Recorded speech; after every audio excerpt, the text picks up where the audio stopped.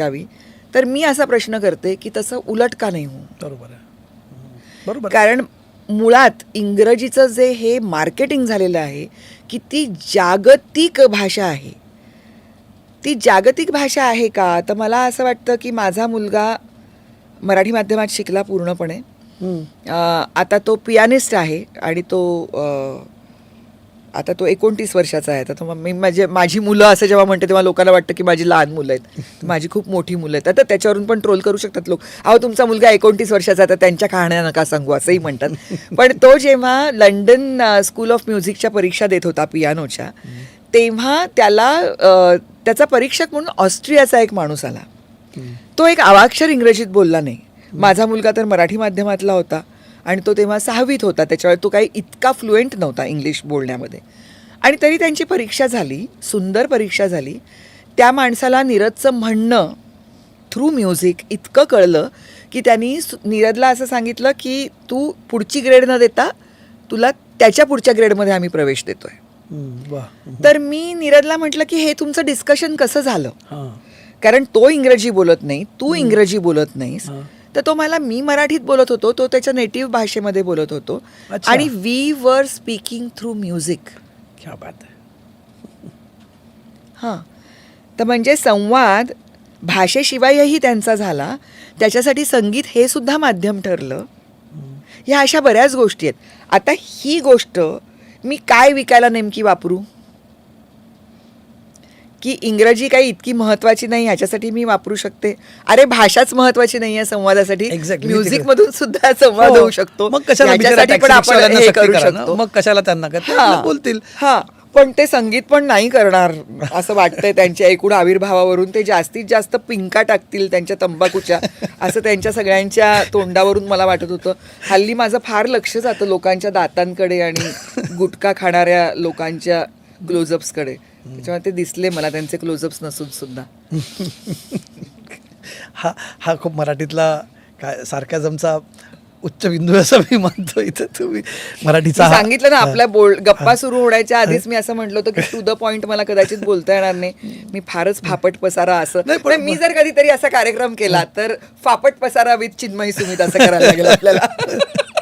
आणि फापट पसारा काय याचा आपल्याला इंग्लिशमध्ये एक बायलाईन टाकायला लागेल. पण आता हा तुम्ही म्हणताय मुद्दा की बाबा शाळा, पण हे जे कारण आपण जे मगाशी बोललो ना, तेच कारण आहे की पालकांचा ओढा नसल्यामुळे मराठी शाळा बंद पडत आहेत. मराठी शाळा बंद पडतात अगदी गल्लोगल्ली. आता नर्सरी स्कूल्स, प्ले स्कूल्स याही इंग्रजीतच शिक्षण देतात आणि पालकांना वाटतं. बरं, त्याच्या मागे दुसरं एक कारण आहे. म्हणजे आता हे तुम्हाला पटेल कितपत मला माहीत नाही. अनेक जण आहेत की फर्स्ट जनरेशन जे शिकणारी मंडळी आहेत की पहिलं जनरेशन शिकतं, काहीतरी आयुष्यात अचीवमेंट करतं. त्यांना असं वाटतं की आम्ही खस्ता खाल्ल्या, आम्ही एका विशिष्ट परिस्थितीतून वर आलो, आमच्या पुढच्या पिढीने जगाचं ज्ञान घ्यावं, इंग्रजी माध्यमात शिकावं, जावं. माणूस हा अपवर्डली मोबाईल असतो सोशली. तर मी सोशली अपवर्ड मोबाईल असण्याची एक कॉन्सेप्ट आहे किंवा इंग्रजीत शिकावं, इंग्रजीत बोलावं. त्याच्याबद्दल वेगळी चर्चा होऊ शकते.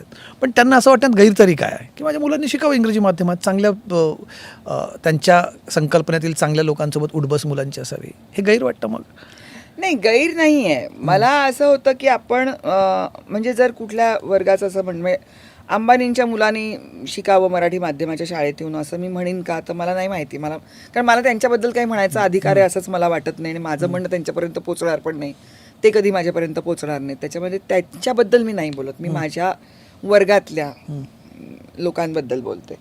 काय होतं, जसं तुम्ही म्हणालात आत्ता की ऊर्ध्वगामी असावं असं आपल्याला वाटतं नेहमी. थँक्यू. तसंच मला एक नाही सॉरी नाही, माझ्या कामाच्या निमित्ताने मला ते शब्द माहिती असतात. म्हणजे असतं ना, आता मी सरकारी अधिकाऱ्याची मुलगी आहे म्हणून मला आस्थापना हा शब्द माहिती आहे. अदरवाईज मला तो कळला नसता. म्हणजे साध्या मराठी लोकांना ते कळेलच असा तो शब्द नाहीये नेहमीचा. पण तो मला माहिती आहे कारण सततच मी माझ्या घरामध्ये फायलींवरती असं लिहिलेलं बघितलेलं आहे म्हणून मला ते माहिती. त्याच्यावर तो वातावरणाचा भाग आहे, त्याच्यात काही फार काही महान आहे असं मला वाटत नाही. तर तसंच असतं की खाली झिरपत जाते गोष्ट. आपल्याला प्रगती ऊर्ध्वगामी करायची असते आणि जे रिझल्ट्स असतात ते नेहमी खाली झिरपत जातात. म्हणजे आता साधं संस्कृतीच्या बद्दलचं म्हणायचं जर झालं तर तुमच्या माझ्या घरांमधल्या लग्न समारंभांमध्ये आत्तापर्यंत कधी मेहंदी आणि संगीत नव्हतं. हो नव्हतं कधी. हे आता हा. खूप वाढल्यापर्यंत नाही मान्य. ते आत्ता आपल्याकडे नाही, आपण हा. आपण भाषा आणि मग कल्चरल नाही, इन्व्हेजन हा, काय नाही, सांस्कृतिक नाही, तर त्याच्या बाबतीत सुद्धा असं झालेलं आहे की जेव्हा लोकांच्या हातामध्ये पैसे खेळायला लागले तेव्हा त्यांना असं वाटलं की आपण खर्च करू शकतो. हं? मग त्याच्यामध्ये शिक्षण पण आलं की मी पैसे खर्च करून माझ्या मुलावरती त्याला इंग्रजी चांगल्या शाळेत घालू शकतो. तर मग मी कशाला कमी फीच्या मराठी शाळेत घालू. असं करून लोकांनी मध्यम वर्गाने पहिल्यांदा ही सुरुवात केली की आपण आपल्या मुलांना इंग्रजी शाळेत घालूया. मग माझ्या घरात काम करणारी जी मुलगी आहे ना तिला पण असं वाटलं की अरे ताईंचा मुलगा इंग्रजी शाळेत जातो म्हणजे ती शाळा चांगली असणार. ताई मराठी शाळेत शिकल्या माझ्याच सारख्या, पण त्यांनी त्यांच्या मुलाला मात्र इंग्रजी शाळेत घातलं. त्याच्यामुळे हा त्यांनी चांगलं विचार केला, मोठा विचार केला त्यांनी. मग तो जरा मी पण करते असं म्हणून मग तिने माझी कॉपी केली. त्याच्यामुळे आपण ज्या गोष्टी करतो ना उच्च मध्यम वर्गातले लोक जे करतात ते हळूहळू हळूहळू खाली झिरपत जातं. त्याच्यात योग्य की अयोग्य हा प्रश्नच नाही आहे. पण नंतर मग असं होतं की एक मोठा वर्ग असा तयार होतोय म्हणजे माझ्याकडे काम करणारी जर मुलगी असेल तिने जर माझ्याच सारखं माझ्या मुलाला इंग्रजी माध्यमात घालायचं ठरवलं. मी घातलेलं नाही, माझी दोन्ही मुलं मराठी माध्यमात शिकलीत आणि माझ्याकडे काम करणाऱ्या लोकांना मी सक्ती नाही केलेली, पण शक्यतो त्यांना सांगून त्यांना पटवून त्यांची सगळ्यांची मुलं मराठी शाळांमध्ये शिकतात आणि त्यांच्या सगळ्यांची शिक्षणं मी करते कारण ती मराठी शाळेत शिकतात. ती इंग्लिशमध्ये गेली असती तर मला परवडलं नसतं. असं नाही, पण ती मी एक माझी बांधिलकी मानते आणि आम्ही सगळेच जण ती आमची बांधिलकी मानतो. तर त्यावेळेला जेव्हा ते इंग्रजी माध्यमाच्या शाळेमध्ये घालतात माझ्याकडे इंग्रजी चॅनल सुरू असतं. मी मराठी बातम्यांबरोबरच इंग्रजी बातम्या पण ऐकते. माझ्याकडे नाट जिओ चालू असतं. माझ्याकडे बऱ्याच गोष्टी, माझ्याकडे इंग्रजी पेपरसुद्धा येतो रोजचा.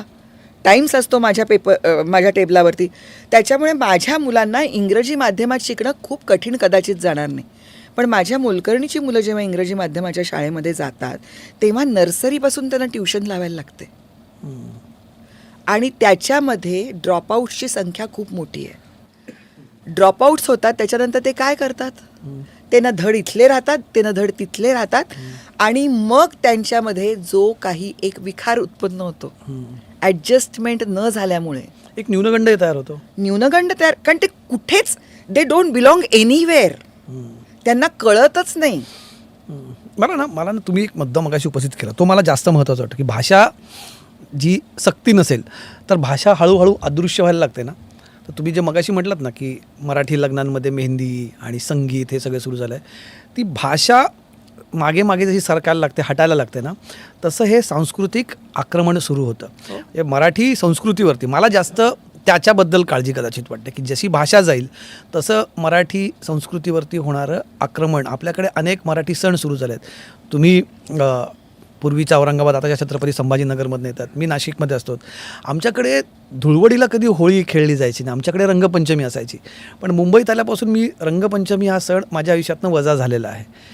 होळी पेटवली की दुसऱ्या दिवशीच इथे रंगपंचमी जी खेळली जाते त्यालाच होळी म्हणतो, जी मी माझ्या लहानपणात माझ्या आयुष्यात कधी खेळलो गेलो ना. ती इथे आमच्याकडे धुळवड असायची, धुळवडीला शांत झालेली होळी त्यातली राग काढायची आणि खेळायची. तर हे हळूहळू जसं आता लग्नांमध्ये मेहंदी आली आहे, लग्नांमध्ये संगीत आलं आहे, हळूहळू असंच ह्या संस्कृतीवरती होणारं आक्रमण कदाचित जास्त काही लोकांना जास्त भीतीदायक वाटू शकते. ही संस्कृतीच लोप पावेल. एक दिवशी मराठी माणसाचे हडप्पा मोंजोदडोसारखे सांगाडे सापडतील असं वाटतं. तसं होऊ नये अशी इच्छा आहे. आणि खूपच एक्स्ट्रीम वाटेल कदाचित माझं बोलणं, पण होऊ शकतं कदाचित. जर होऊ शकतं, शक्यता मला प्रत्येकच गोष्टीची, मी दुर्दम्य आशावादी बाई असले तरी सुद्धा मला नेहमीच